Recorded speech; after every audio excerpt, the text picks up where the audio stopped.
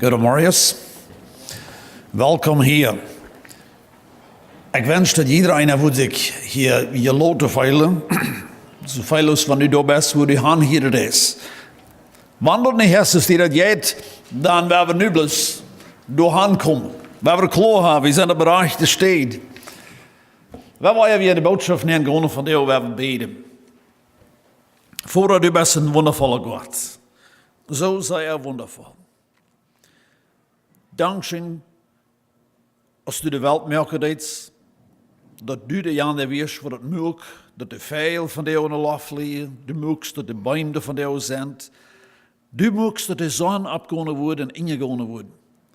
En God, als u dat alle gemerkt had en ziet dat weer zo goed, dan boekst u die doel en du boekst de mens. Du boekst ons.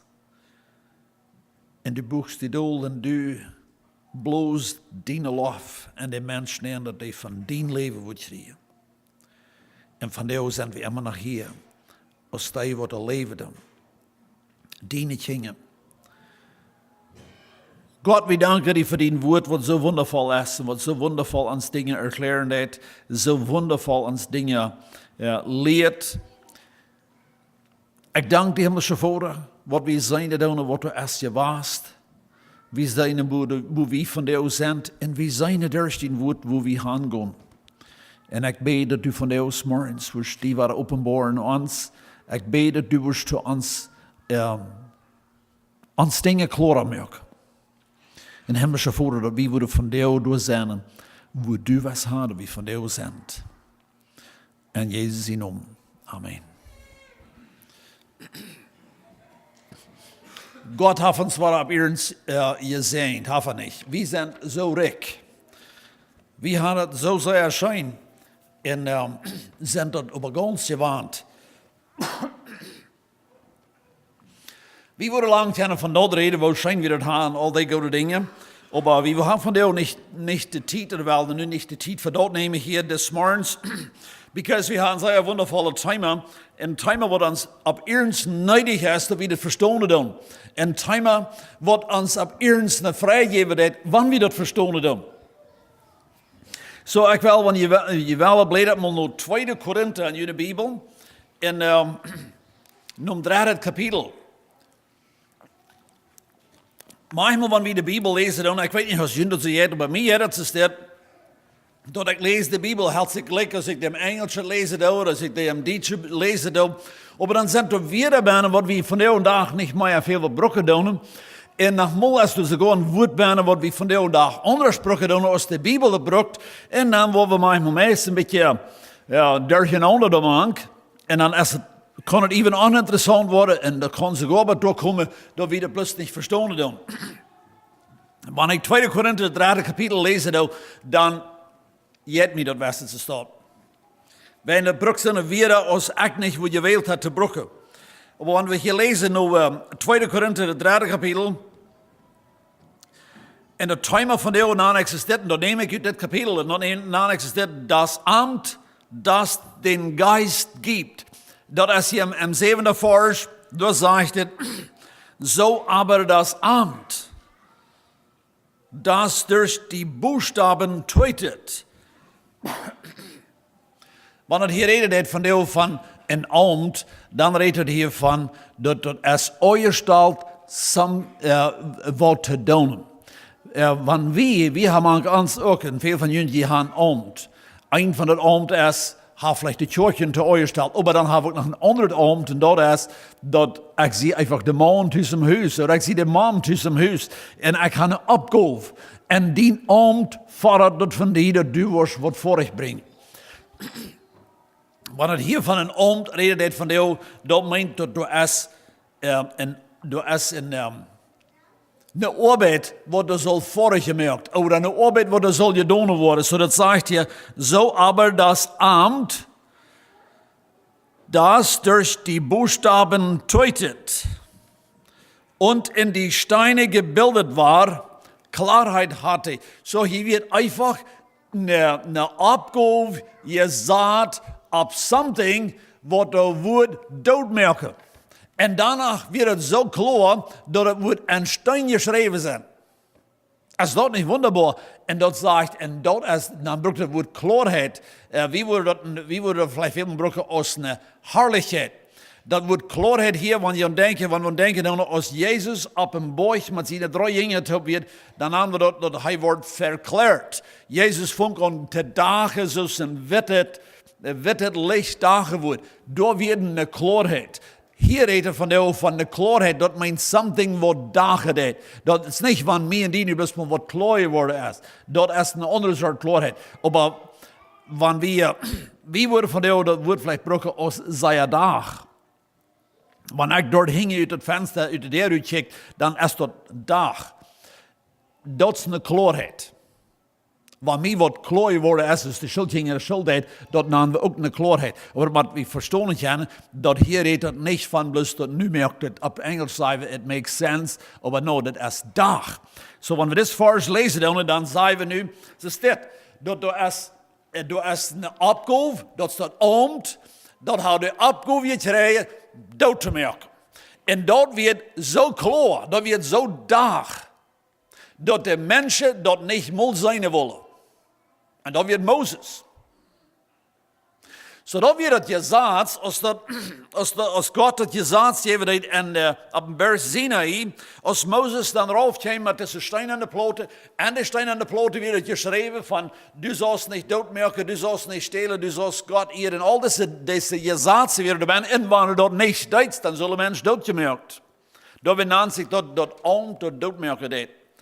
Aber da wird danach so klar und da wird so herrlich, dass die Kinder Israels nicht konnten ansehen, dass angesichts Moses der Klarheit willen seines Angesichtes, die doch aufhört. Dann der 8. Vers, das ist unsere Botschaft von der ist, wie sollte nicht viel mehr das Amt, das den Geist gibt, Klarheit haben. Von der ist Pfingsten. Von der von Ihnen, die noch nicht auch gedacht haben, von der ist Pfingsten. Und ich weiß nicht, was ich diese Botschaft da wenn predigen, von der Pfingsten ist, aber das ist eine Pfingsten-Botschaft. Und some Kirchen merken sie viel mehr von Pfingsten, als was wir gewohnt sind. Aber das ist natürlich nicht wichtig. Blätter, wenn ihr wollt, nur 2. Mose, das 19. Kapitel, dann werden wir ein bisschen von dem Amt, was gegeben wird, Menschen zum Tod zu verurteilen. Wo fängt das an? Das fängt mal ab Pfingsten an. Und wir werden uns bloß ein paar alttestamentliche Bilder nehmen, und dann werden wir uns weiter zurückgehen. Aber in 2. Mose 19. Kapitel, da sagt es, der erste Vers, im 3. Monat nach dem Ausgang der Kinder Israel aus Ägyptenland kamen sie dieses Tages in die Wüste Sinai. So, da wird der 3. Monat, der erste Tag, wann wir da wurde in 4. Mose noch gehen, dann wird wir sehen, dass im 33. Kapitel, der 3. Vers, der sagt, sie zogen aus Ramses, dort wo die Israeliten in Ägypten wohnten, am 15. Tage des 1. Monats, dem 2. Tage der Ostern, durch eine hohe Hand, dass alle Ägypter es sahen. So, der 1. Monat, der 15. Tag, dann verleiht Israel Ägypten. Das ist interessant, dass die Bibel diese Einzelheiten hat. So, dann haben wir in den 1. Monat, haben wir dann den 15. Tag. Der 2. Monat, wird wieder 29 Tag, das geht mit dem Mondwechsel der Länge. Und dann hast du 15, dann hast du 29. Wat immer jeder wel, ik wil jullie laten optalen. Nu de eerste dag en de 3e maand weer ze bij dit boys. Wenn wir das hier wieder lesen, dann sagt es im 2. Vers, denn sie waren ausgezogen von Raphidim und wollten in die Wüste Sinai und lagerten sich in der Wüste daselbst gegenüber dem Berge. Und Moses stieg hinauf zu Gott und der Herr rief ihm vom Berge und sprach, so sollst du sagen zu dem Hause Jakob und verkündigen den Kindern Israel, ihr habt gesehen, was ich an den Ägyptern getan habe und wie ich euch getragen habe auf Adlerflügeln und habe euch zu mir gebracht. Werdet ihr nun meiner Stimme gehorchen und meine Bund halten, so sollt ihr meinen Eigentum sein vor allen Völkern, denn die ganze Erde ist mein. Und ihr sollt mir ein priesterlich Königreich und ein heiliges Volk sein. Das sind die Worte, die du den Kindern Israel sagen sollst. Das wird das erste Mal, was Gott mit Moses redet. Das wird der erste Tag, als er durchkommen wird. Vers 7.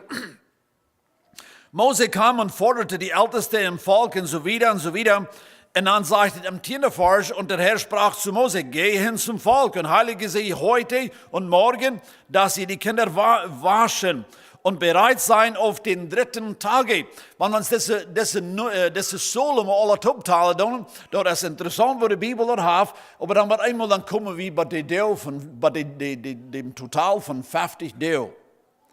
50 meint Pfingsten, dat wordt Pfingsten haben von 50. So dat wir 50 Deo nur dem, dass sie in Ägypten rütgingen, kam Gott ab dem Bäuchen ab und gaf ihnen dort gesagt. Dat wordt am Pinkster den dag is voor het is. Dat vond ik hier aan. Dat is interessant. Dus aan mij, wie namen dat schout is van het Oude Testament, wat we kunnen van leren. Maar wie worden door niet neergaan. Een ander exempel is dat Jezus stierf den dag zij de wijn besmeerde als de Israëlieten uit Egypte uitgingen, dan moest dat lam geslacht en dan moest dat bloed gebruikt, rammen de derde gestrekt, omdat weer de derde ging, in je bloed ging, die werd vrij, die moet niet worden doodgemerkt. Jezus stierf den dag. 10 deel eierzee, dit bloed non smeerde rammen er derde, dan moesten zij in ihre Schopsherden gaan en dan moesten zij zich door een schop uitpikken, wat er woord geen Fehler had, geen Fehler. En dan moest dat schop 10 deel eierzee dat slacht worden om dat bloed rammen de derde te smeren. Dan moest dat schop apart gezaad en dat moest de raadje voor de laatste 10 deel.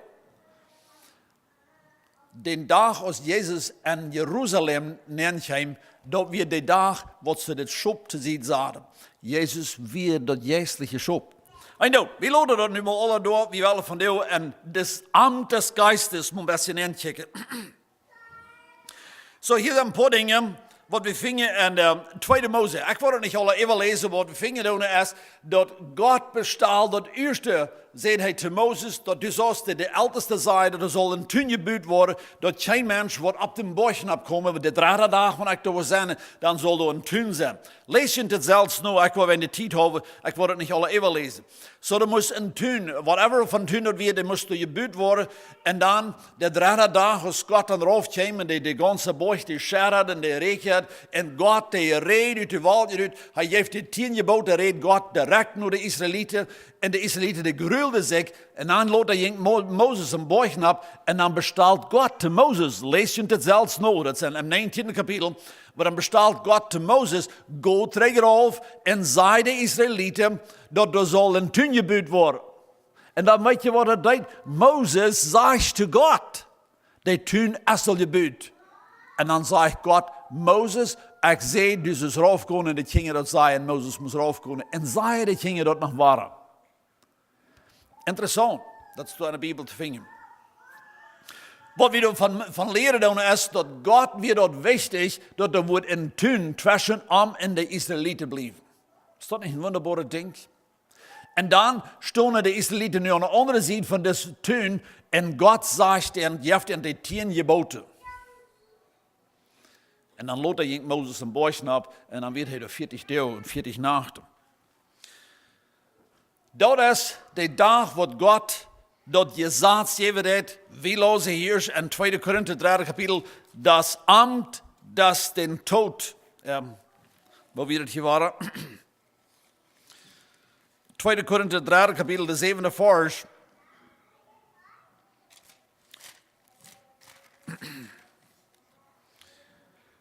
So aber das Amt, das durch die Buchstaben tötet, und in die Steine gebildet war, Klarheit hatte, also dass die Kinder Israel nicht konnten ansehen das Angesicht Moses, um der Klarheit willen seines Angesichtes, die doch aufhielt. Als Moses nur 40 Jahre raufkam und er hat dann diese Steine getofelt met, dann dacht Moses in Gesetz, in Israel will das nicht ansehen. Die können das nicht ansehen, das wird zu klar, das wird zu herrlich. So von der leben wir überall in dieser Zeit. Wir freuen uns total, dass der Amt des Geistes ist raufgekommen. Das ist, was am Pfingstdag passiert ist. In der Apostelgeschichte, das 2. Kapitel, der 1. Vers. Da ist die Geschichte, was wir da lesen, und es geschah schnell ein Brausen vom Himmel, wie eines gewaltigen Windes, und erfüllte das ganze Haus, da sie saßen. Nu kam der Geist rauf. Gott kam rauf auf den Berg Sinai, ungefähr 2000 Jahre later, derselbe Tag noch kleiner noch, dann kam der Heilige Geist rauf in ein Brausen vom Himmel, wie eines gewaltigen Windes, und erfüllte das ganze Haus, da sie saßen. So der Geist, der kam nicht rauf, der Heilige Geist kam rauf. Da passiert ein Brausen, so ein Wind. Tunge kam auf die Menschen, kamen ab, so aus von 4. Das wäre Tunge von verschiedenen Sprachen.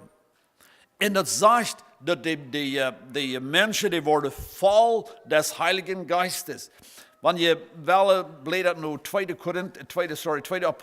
Apostelgeschichte, 2. Kapitel, und da lesen wir das. Das ist der 2. Vers, wo das beschrieben wird, wo das passiert ist. Und dann die Jünger, die wurden voll vom Heiligen Geist, am 4. Vers. Und da wird die Zeit, wo Jerusalem sehr voll wird, sehr viele Menschen wieder getauft.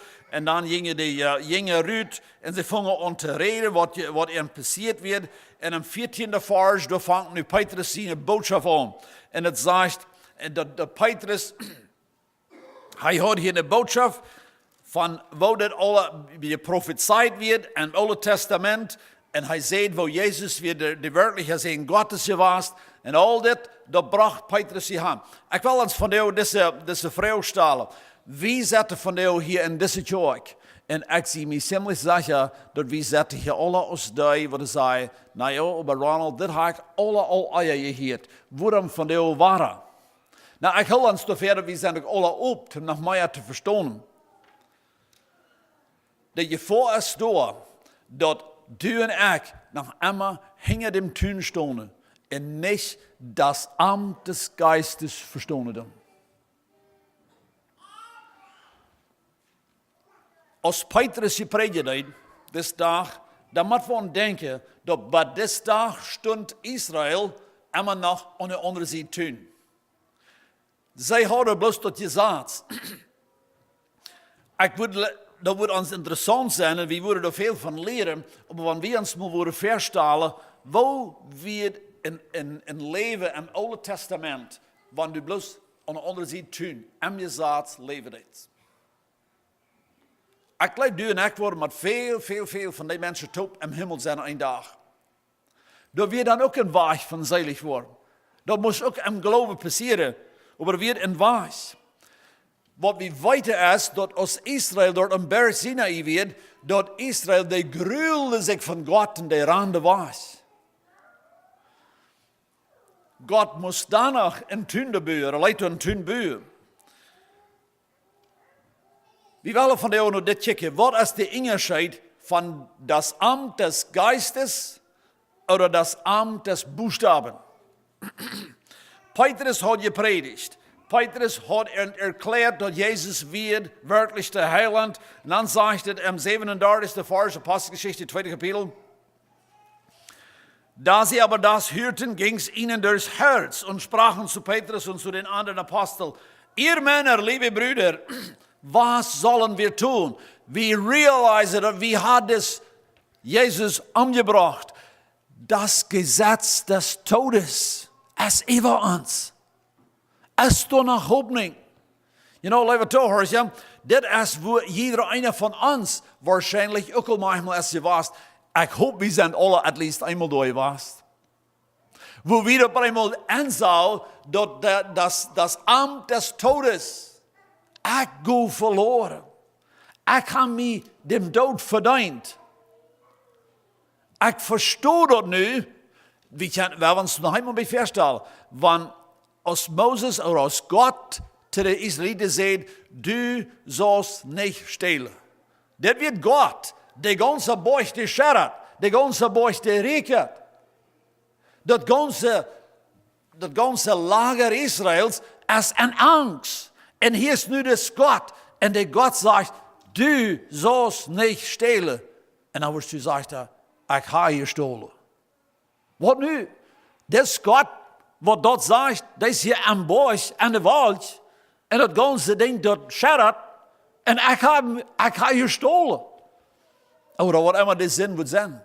Ik heb verstaan dat het heeft een dodesangst.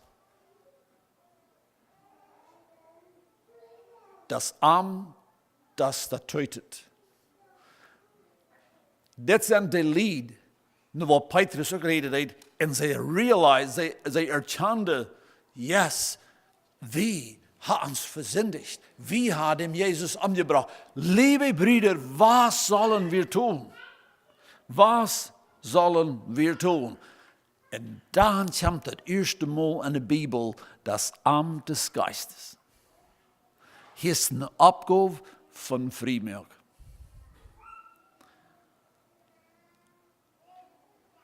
Wat weer dat? Zij kunnen haar aangeboden, wel ik wil dit jaar een grote os zum Opfer brengen. Ik wil meierschop zum Opfer brengen. Ik kan me dat voorstellen dat im Oude Testament, dat de priesters worden veel maken moesten om mensen te zeggen, no, du brauchst bloß een schop brengen. Nou, maar ik wil feiern, dan weet ik me dat met zeggen, niet? Nou, brauchst bloß een. En dit lied, de erkennen dat hier is een nieuwe boodschap. Nu kijkt u mal, wat is das Amt des Geistes? Petrus sprach zu ihnen, tut Buße, dreh die um, denk anderem was und lasse sich ein jeglicher taufen auf den Namen Jesu Christi zur Vergebung der Sünden. So, nou horch nu dit, wat wordt dan passeren? So werdet ihr empfangen die Gabe des Heiligen Geistes, das Amt, das gerecht macht. Dat is de goal van Heilige Geest. Ik had het al veelmaal gezegd, en ik word het probably zo lang zijn als ik leef. Maar wanneer de Bijbel wat zegt, dan meint dat kracht dat wat hij zegt. Als du dat leven is, dat het really niet uit. Als we dat verstaan hebben, dat hij ook niet uit. Maar wanneer de Bijbel dat zegt, dan meint hij kracht dat wat hij zegt. Doe ik er niemals verzekerd de Bijbel op zo'n wijze te lezen. Nou, wat meint dat hier? Wanneer dat klaar te verstaan is, dit is wat het meint, dan hebben we het kracht tot leven. Zo wanneer hier zei dat, tut Buße, dat is leicht te verstaan. Buße meint niet zonde bekennen, please. We hebben dat klaar hebben. Veel mensen hebben nog helemaal Buße gedaan, al 100-maal zonde bekend. Zonde bekennen en Buße zijn twee verschillende dingen. Zonde bekennen ohne Buße is nutzloos. Buße is wo dein hart omdraait. Du erkennst dat du best op de rechte weg, oder du best in de rechte richting, en nu drehst du om. Du nimmst van jou wat aan, wat du maar hiertoe nog niet has aangenomen. Dat is wo veel mensen dat draalgedraaid hebben, en ze denken zo, wel, wanneer ik nu wil gaan naar die zijde, ik ga die balpen gestolen. Dan word ik haar Buße gedaan. Dat is geen Buße, unless ik mij dat klaar is, dat ik wel dit niemals waar doen en onderweer. Zonde bekennen heeft zijn steed. Maar je weet, ik kom ons stil terug in de boodschap, dat zonde bekennen is een ding van wat de Bijbel bloos eenmaal reden heeft. Niet dat het erg is zonde bekennen, maar we worden er nu niet weten ingaan. Tut Buße. En dan lassen zich een jeglicher taufen. Nou, we kunnen dit beeld fleischlich nemen en dan is dat nog wat er niks wird. Dat moet zijn, wanneer we dit niet meer fleischlich verstaan, dan moeten we zeggen, dit is een bij. Tut Buße. Nou, dan moet ik probably nu 3 of 4 of 12 of 20 steden gaan. Dan moet ik door allebei gaan wat bekennen. Dan moet ik haar Buße doen. En dan moet ik zijn we gaan gaan en dan worden ze mij getauft. en dan wird vorig geweest. Dat gaan we ons over verstellen, dat wanneer dat alles wird, wat het wird, dan worden deze mensen zijn in de huis gegaan den dag, en worden zeggen, alles wordt beleefd, maar ik voel me niet dat ik irgendwas anders zie. Dat zegt de voorzegde aber wieder, taufen in den Namen Jesu Christi zur Vergebung der Sünden. Sie sind never euer gehört. Da wird keine Vergebung der Sünden an dem Amt des Buchstaben im Alten Testament. Wenn ihr das wollt tun, dann sagt es, so werdet ihr empfangen die Gabe des Heiligen Geistes. Das ist so sehr wundervoll. So, des Tag muss was an den Glaube aufgenommen worden. Hier muss was nie passieren. So, lasst euch taufen in dem Namen Jesu Christi. Wenn ein Mensch nur fertig kommt und sagt, ich lobe mich von der Taufe im Namen Jesus Christus, damit seht du, dass ich glaube, dass das Jesus, wem wir dort gemerkt haben, der hat meine Sinn betont. Das ist eine Taufe, hat nicht mehr Worte zu tun. Das wordt uiterlijk met wat dat betekent, aber innerlich is wat het gedaan heeft. En de mensen leiden zich, zoals ik het versta, die leiden zich met wat dat taufe als een uiterlijk symbool dat ik geloof, dat Jezus heeft mijn zin vergeeft. Dan stundst du ab en dan neemst du dat aan, of dan had du dat aangenomen, dat nu zie ik vergeeft. Das ist das Amt des Geistes. Kijk mal, was sagt. Und lasset sich ein jeglicher taufen auf dem Namen Jesu Christi zur Vergebung der Sünden. Eine jährliche Taufe ab Jesus Christus in Namen, dann stehst du ab und dann hast du Vergebung. Das ist alles. Das ist nicht die Bibel uitgeleefd, want ich getauft sie en stil nicht glauben, dass ich vergeeft sie. Das ist nicht biblisch. Das ist alles, wenn ich das denke. Wenn du das denkst, wenn du das glaubst, so werdet ihr empfangen die Gabe des Heiligen Geistes. Und mancher Mensch ist an das confused. So, und ich wollte immer, wo der Heilige Geist go, je krijgen. Was meint ihr das? Wo ich dann auch ran in meine hängende Hasse, ich will vielleicht keine Wunder tun, und was wollen wir nicht alles gerne tun? Und viele Lieder merken das von dir sehr fleischlich, und wir sind, no, der Go vom Heiligen Geist ist Nummer 1, ist das, dass der wird in uns eine Gemeinschaft abweichen, näher bringen, dat nu zie ik vrij.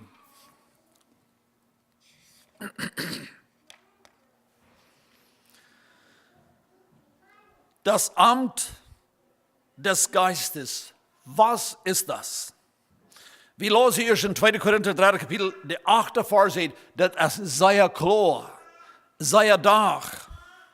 Am 9. Vers, da lesen wir von der überschwänglichen Klarheit. Vielleicht habe ich das euch vertalt, um ein paar Monate zurück, dann werden wir in eine Kirche, die Ofenkirche geholt. Und dann habe ich durch die Botschaft von, wo sicher ist deine Vergebung?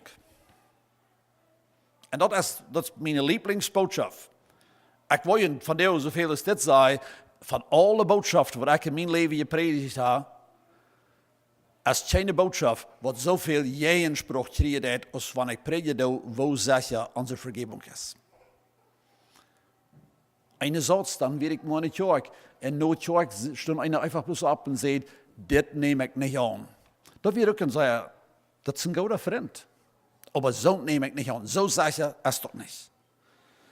Allemal zu sagen, dass hier diese Botschaft gepredigt hat, dann kommt Lothar ein Mann um mich und sagt, Ronald, nicht, dass ich will jeden dort sagen, was du sagst, aber wenn das so ist, so als du das sagst, dann sagt er auf Englisch, that is too good to be true. Ich sage, dann hast du das Recht zu holen, because das Charakter ist der Bibel, das auch sagt. Überschwängliche Klarheit. Like even de motor, mij du en ik verståndig zijn, beter du en ik verståndig zijn. Dat is das Amt des Geistes, dat maakt uns frei. Dat sagt im 10. Vers, in 2. Korinther 3. Kapitel, sagt es, denn auch jenes Teil, das verklärt war, das Alte Testamentliche Gesetz, ist nicht für Klarheit zu achten gegen diese überschwängliche Klarheit. Moses kam von Beuch rauf und er dacht. Aber die Bibel sagt, dass was wir von der haben, Petrus predigt, im Vergleich, was Moses mit rauf kam, ist nicht multi vergleichen. So viel wundervoller als unsere Klarheit von Deo, als das Amt des Geistes. Was ist das? Was meint das? Das sagt hier im selben Kapitel, der 12. Vers, die, weil wir nun solche Hoffnung haben, sind wir voll großer Freudigkeit. Das ist das Ding, was ich sehe, was in Apostelgeschichte, der 2. Kapitel, da sagt er, 3000 Menschen, die kamen das erste Tag zum Glauben, und die werden ständig beieinander, die werden voll Frieden, die werden voll Mut. Da wird was näher gekommen. Wie, sagt er, wir haben so eine Hoffnung, und wenn wir so eine Hoffnung haben, sind wir voll Freudigkeit. Ich meine, liebe Zuhörer, ich hätte das kraken, wo mir und die das geht, aber das ist, was die Bibel sagt. Dat das Amt des Geistes, dat geeft mij en die eine Freudigkeit. So, en manch einer, die hat manchmal allein im Leben, und mein Leben hier actually was schön. Ich fühle mich noch ganz bedreckt. Ich fühle mich eben verloren. You know what, wir können uns 100 verschiedene Wege feilen, aber wenn du die anders feilen lässt, als Vollfreudigkeit, dann weißt du, dass das nicht vom Heiligen ist. Und Gott sei Dank, wie der sagt, ich muss zweifeln, weil ich und du von dir sind bedreckt nur die Kirche gekommen. Wir feilen uns vielleicht ladig, wir feilen uns, whatever wir uns feilen, dann anders als vollfreit. Weißt du was, du und ich können Sonntag sein, dort je feil, kann du und ich mit der Show geben und sagen, hast nichts mit mir zu tun, because ich lebe im Geist. In dit je feil, weet ich ganz neu, ich habe nicht von Gott, Dankeschön, ich sehe das mit dir und ich sehe vollfreit wieder. Das ist das Amt des Geistes. Ist nicht wundervoll? Das Amt des Geistes merkt mir in die frei. Ich wusste, die Botschaft wird zu kurz sein, oder die Zeit wird zu kurz sein, um diese Botschaft haben. Kijk mal, was Paulus sagt, in Galater 5. Kapitel, der 1. Vers. Ich glaube, ich hatte ihn hier noch im Overhead. So besteht nun in der Freiheit, zu der uns Christus befreit hat, und lasset euch nicht, hörst mal nur das, und lasset euch nicht wiederum in das knechtische Joch fangen. Wir können das Bild hier merken, dass Paulus, wie dort in Galater war, die Menschen haben Petrus seine Botschaft verstanden, die haben angenommen, die werden nu frei. Und Paulus wird an, dass einer in dem anderen fängt, um den Kopf rauf zu hängen. Die wurde, das wenn die diese Freiheit nicht bei ihr haben. Es ist uns dort andeutlich, dass Paulus rüberop sagt, halt fast an der Freiheit. Besteht nur in der Freiheit. Und wo eine Freiheit, und da wird Gott die in Europa hat. Das ist nicht ein Plattdietch, mennonitisches Lebensstil. No, Gott raubt mich und die in diese Freiheit nehmen. Und der Feind ist der, was das Erste, was da sein, er wird diese Freiheit, weil er wahrnehmen, einer von uns ist von der, whatever das ist. Wir haben die Freiheit nicht. Ich habe mich geäußert. Ich habe das so mein Geld gedacht. Wat immer das ist, liebe Bruder, Gott, oder liebe Schwester, Gott, an sein Wort sagt, halt fast an diese Freiheit, an denen du berufen bist. Wir können noch wieder gehen, aber unsere Zeit ist about ab. Das Amt der Klarheit, was meint das für mich und die?